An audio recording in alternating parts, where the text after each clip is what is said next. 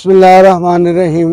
मोअज़्ज़ज़ नाज़रीन, मैं आपका डॉक्टर अहमद अबरार और आज की ये वीडियो मिर्ज़ा उस्मान साहब के चैनल के लिए वो लेजेंड हदायतकार, शोराफाक हदायतकार अल्ताफ़ हुसैन की कब्र पर आज हम मौजूद हैं और ये वीडियो आज उनकी शख्सियत और उनके काम के हवाले से आप देखेंगे।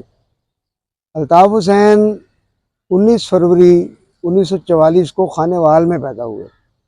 आपके वालिद जो हैं वो अल्ताफ़ साहब के बचपन में ही इंतकाल कर गए थे। तो इनकी वालदा जो है वो फिर अपने बच्चों को लेकर और लाहौर आ गई। तो लाहौर में ही इन्होंने फिर अपनी तालीम का सिलसिला जो है वो जारी रखा और जब ये कॉलेज में गए तो उस वक़्त ये ऐसा दौर था, यानी वो 60s का दौर था। तो उस वक़्त जो है वो सुधीर, हबीब, संतोष, दर्पण इनका तूती बोलता था और उस वक़्त जो कॉलेज के बच्चे होते थे उनको बड़ा शौक़ होता था फिल्मों में आने का। तो लिहाजा अल्ताफ़ साहब भी हीरो बनने के शौक़ में स्टूडियो आ गए और वहाँ आकर जो है वो मुख्तलिफ़ फिल्मों में इन्होंने वो छोटे छोटे किरदार अदा करने शुरू कर दिए। इन पर नज़र जो है अनवर कमाल पाशा की पड़ती है। तो अनवर कमाल पाशा इनको एक मशवरा देते हैं कि आप जो हैं वो अगर हदायतकारी की तरफ आएँ तो आप ज़रा ज़्यादा कामयाब हो सकते हैं। तो इसी तरह फिर अनवर कमाल पाशा ने इनको अपना असिस्टेंट रख लिया। आगाज़ में अनवर कमाल पाशा और हज़ीर कादरी के आप बहुत करीब रहे। अब अनवर कमाल पाशा से आपको डायरेक्शन सीखने को मिली और हज़ीर कादरी से आपको जो है वो सीन की समझ आई कि सीन किस तरह लिखा जाता है और सीन कैसे बनाया जाता है। तो हज़ीर कादरी चूँकि पढ़े लिखे नहीं थे और हज़ीर कादरी जो है वो डायलॉग बोलते थे, तो अल्ताफ़ साहब जो हैं वो उनके डायलॉग लिखा करते थे। तो कहने का मकसद ये है कि अल्ताफ़ साहब के शब रोज़ जो हैं वो गुज़रने शुरू हो गए स्टूडियो में और इन्होंने काम जो है वो जल्द ही सीख लिया। तो 1969 में फिर इनको जो है वो एक फ़िल्म मिलती है, पंछी ते परदेसी। तो पंछी ते परदेसी जो है वो उससे इनका आगाज़ होता है और फिर कुछ अगले साल ही जो है वो एक ही कहानी पर 2 फिल्में शुरू हो जाती हैं।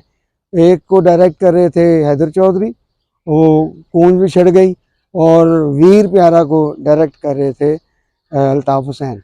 तो ये कंपटीशन पर ये फिल्में बनी और ये जल्दी जल्दी फिल्में बनकर जो है वो एक ही दिन रिलीज़ हुई और वीर प्यारा को अच्छा रिस्पॉन्स मिला और कूंज बिछड़ गई जो है वो अच्छा रिस्पॉन्स हासिल नहीं कर सकी। तो इस तरह जो है वो फिल्म इंडस्ट्री में जो है वो अल्ताफ़ हुसैन साहब का एक चर्चा हुआ, एक नाम हुआ। फिर उनको वो फिल्में मिलनी शुरू हो गई। फिर उसके बाद जो है वो एक सीरीज़ है जो यानी उसके बाद ये कादरा आती है, चार खून दे प्यासे आती है और इस तरह और फिल्में आती हैं जो खातर खा कामयाबियाँ हासिल नहीं कर सकती। लेकिन 1980 में इनकी एक फ़िल्म आती है अथरा पुत्र। अथरा पुत्र जो है वो सुल्तान राही उसमें टाइटल किरदार कर रहे थे। लेकिन उस फिल्म में अली एजाज, नन्ना और रंगीला की ट्रायंगल इन्होंने एक सेट की। उससे पहले जो है वो नन्ना अली एजाज यानी एक जोड़ी की शक्ल में आते थे, वो एक ट्रायंगल सेट की। वो ट्रायंगल का तजुर्बा इतना कामयाब हुआ कि वही आगे ट्रायंगल जो है इन्होंने साला साहब फिल्म में यूज़ की। तो अथरा पुत्र कामयाब होती है और साला साहब जो है वो तो सुपर डुपर हिट हो जाती है, वो तो शोहरा आफाक फिल्म बन जाती है। वो समाजी लिहाज से यानी जो एक समाज की स्टोरी होती है, एक वो औरत की कहानी थी। मुमताज़, अदाकारा मुमताज़ बीवी होती हैं अली एजाज साहब की और अली एजाज जो हैं वो अंजुमन की तरफ जो है वो ज़रा करते हैं, रुजू करते हैं। वो घरेलू मामलात जो हैं वो उनका जो मुमताज़ का जो भाई है, जो मेन कैरेक्टर होता है नन्ना, साला साहब, तो वो इस तरह के माहौल बना देते हैं कि इन मियाँ बीवी की आपस में दूरी हो जाती है और वो अंजुमन के करीब हो जाते हैं। तो ये बड़ी शानदार स्टोरी थी और वो बहुत उसका म्यूज़िक भी बड़ा हिट हुआ। मैं ते मेरा दिलबर जानी उस फिल्म का गीत है, वेख तेरा प्यार मैन मिलिया उस फिल्म का गीत है। और ये फिल्म जो है वो 10 फिल्मों के दरमियान में लगी थी। उस वक़्त मिलेगा जुल्म दा बदला, चाचा भतीजा, जानवर-ए-आम, शेर खान जैसी ये फिल्में जो हैं इकट्ठी लगी और उसमें जो है वो सबसे ज़्यादा फिर जो कामयाब फिल्म रही वो साला साहब थी। तो साला साहब के बाद जो है वो अली एजाज जो है वो पहले भी हीरो थे, यानी जैसा मैंने कहा कि दुबई चलो, शोहरत जवाई और इसमें एक फिल्म थी मिस्टर अफलातून, ये फिल्में पहले बन चुकी थी। उसमें अली एजाज या अकेले थे या वो नन्ना के साथ थे, लेकिन ये फिर अथरा पुत्र और साला साहब जो है वो एक नई केमिस्ट्री लेकर सामने आती है। वही केमिस्ट्री इन्होंने फिर यूज़ की साहब जी में। साहब जी भी सुपर डुपर हिट फिल्म रही। फिर वो एक लंबा सिलसिला है, दीवाना मस्ताना, कुदरत, निकाह, चूड़ियाँ, हीरानी, रिश्ता कागज़दा और बेशुमार इस तरह की फिल्में, इश्क समंदर, ठीक है, बेशुमार इस तरह की फिल्में हैं जिसमें नन्ना, अली एजाज और रंगीला इकट्ठे होते हैं और वो एक कॉमेडी की सूरत में कोई ना कोई समाजी पहलू जो है वो लेकर आगे चला जाता है।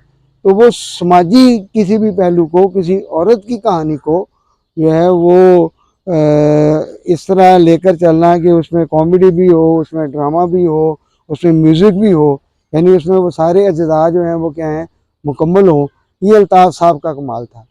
अल्ताफ़ साहब ने एक ऐसा फार्मूला बना दिया कि वो दूसरे हदायतकार जो हैं वो उस पर जो है वो मजबूर हुए इसी केमिस्ट्री पर काम करने में। जैसा मैंने पहले बात की कि हैदर चौधरी की जो फिल्म थी कूंज बिछड़ गई और वीर प्यारा, इनका आपस में कंपटीशन था और फिर वो ये कंपटीशन जो है ना ये रहा सारी ज़िंदगी। जैसे अगर हैदर साहब कोई फ़िल्म शुरू कर रहे हैं तो अल्ताफ़ साहब की कोई फ़िल्म शुरू हो रही है, अगर अल्ताफ़ साहब फ़िल्म को शुरू कर रहे हैं तो हैदर साहब की फ़िल्म शुरू हो रही है। जिस तरह मिसाल के तौर पर साहब जी और ससुराल चलो, साहब जी बनाई इन्होंने अल्ताफ़ साहब ने, तो ससुराल चलो फ़िल्म थी इनकी हैदर चौधरी की, तो ये करीब करीब लगी। इस तरह जो है वो आप समझ लें कि एक फ़िल्म थी पानी हैदर चौधरी की और बारिश थी इनकी, वो भी एक ही कहानी थी और एक ही दिन जो है वो दोनों फिल्में लगी। तो ये एक जो कंपटीशन था एक बड़े हदायतकार के साथ, हैदर चौधरी के साथ जो इनका कंपटीशन था, उसकी वजह से इनका काम बड़ा निखरा।